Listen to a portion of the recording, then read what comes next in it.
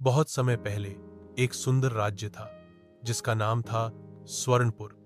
वहां के राजा वीरसेन अपनी बुद्धिमत्ता और न्यायप्रिय स्वभाव के लिए पूरे देश में प्रसिद्ध थे। उनकी एक ही संतान थी, राजकुमारी अनाया। अनाया जितनी सुंदर थी उससे कहीं ज्यादा दयालु और समझदार थी। पूरे महल और प्रजा में उसे बहुत स्नेह मिलता था। अनाया को बचपन से ही जंगल में जानवरों के साथ खेलना, फूलों से बातें करना और गरीबों की मदद करना अच्छा लगता था।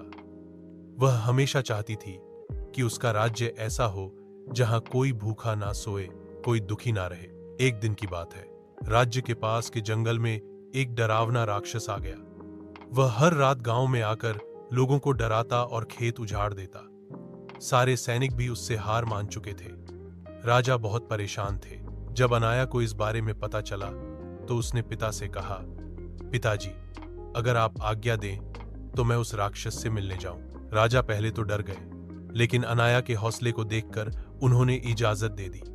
अनाया ने अपने घोड़े तूफान पर सवार होकर जंगल की ओर रुख किया। राजकुमारी की सूझबूझ जंगल में जाकर अनाया ने देखा कि राक्षस एक गुफा में बैठा रो रहा है। उसने पास जाकर पूछा, तुम क्यों रो रहे हो? राक्षस बोला, मुझे कोई दोस्त नहीं बनाता, मैं बस अकेला हूं और भूखा भी। अनाया ने मुस्कुराकर कहा, अगर तुम किसी को डराना छोड़ दो तो मैं तुम्हें दोस्त बना लूंगी और खाना भी दूंगी। राक्षस मान गया। अनाया उसे महल ले आई, राजा से माफी दिलवाई और उसे राजमहल का रक्षक बना दिया।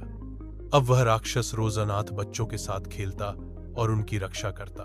कहानी का अंत, राज्य में फिर कभी कोई डर ना रहा। अनाया की समझदारी और दया का हर कोई कायल हो गया। राजा ने घोषणा की, स्वर्णपुर की असली रानी हमारी बेटी अनाया ही बनेगी।